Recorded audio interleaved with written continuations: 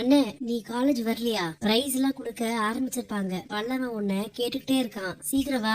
நான் ஏன்டா வரணும்? அண்ணே, இப்படி வீண் பிடிக்காதீங்க. நீங்க வராம வேற யார் வருவாங்க? இந்த பிரச்சனை வர வரைக்கும் பல்லவன் எவ்வளவு நல்ல விஷயம் பண்ணிருக்கான். இத காரணம் காமிச்சு அவனை ஒதுக்காதீங்க. நீங்க வருவீங்கன்னு ஆசையா வெயிட் பண்ணிட்டு இருக்கான். என்ன பையா இது? காலேஜுக்கு போகணும் தானே சட்டை எல்லாத்தையும் அயன் பண்ணி எடுத்துட்டு வந்தீங்க.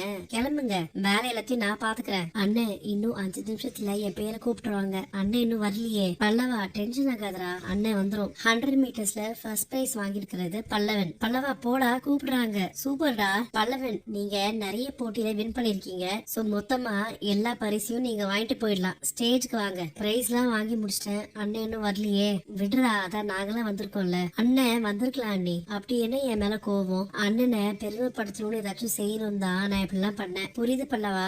அண்ணனுக்காக ஏதாச்சும் வேலையை கூட இருக்கலாம்ல. பல்லவன் 8 காம்படிஷன்ல பார்ட்டிசிபேட் பண்ணி 6 காம்படிஷன்ல வின் பண்ணிருக்காரு. ஸ்போர்ட்ஸ் மேல ரியல் பேஷன் இருக்கிறவங்களால மட்டும்தான் இந்த மாதிரி வின் பண்ண முடியும். பல்லவன், ஸ்டேஜுக்கு வந்து ஒரு 2 வார்த்தை பேசுங்க. எனக்கு என்னோட சேர்னனாவை பெருமைப்படுத்தணும். அதுக்காக தான் நான் இப்படி கஷ்டப்பட்டு எல்லாத்துலயும் வின் பண்ணிருக்கேன். அதோ அந்த வாசல்ல நிக்கிறார்ல, அதுதான் என்னோட சேர்னனா. என் அண்ணன் தான் என்ன அப்பா மாதிரி பாத்துக்கிட்டாரு. சின்ன வயசுல இருந்து என்ன வளர்த்துக்கிட்டது பாத்துக்கிட்டது எல்லாமே என்னோட சேர்னனா தான். எப்ப பேரண்ட்ஸ் மீட்டிங் வச்சாலும் எங்க அண்ணன் தான் எனக்காக வரும். இப்படி எல்லாத்தையும் பார்த்து பார்த்து செய்யற என்னோட அண்ணனை கஷ்டப்படுத்துற மாதிரி ஒரு சூழ்நிலை எனக்கு வந்துருச்சு. நான் பண்ண தப்புக்கு தண்டனையா என் அண்ணன் என் கூட பேசுறதே இல்ல. என் அண்ணனை என் கூட மறுபடியும் எப்படி பேச வைக்கிறதுன்னு எனக்கு தெரியல. ஒருவேளை எல்லா போட்டியிலும் கலந்துக்கிட்டு பிரைஸ் வாங்கினா என் அண்ணன் என் கிட்ட பேசுமோன்னு அந்த ஆசையில தானே எல்லா போட்டியிலும் கலந்துக்கிட்டேன். இன்னைக்கு கண்டிப்பா என் அண்ணன் என்னை பார்த்து பெருமைப்படுவாருன்னு நான் நம்புறேன். அண்ணன், ரொம்ப சாரிண்ணே. உன்னை ரொம்ப கஷ்டப்படுத்திட்டேன். என்னை மன்னிச்சிருண்ணே.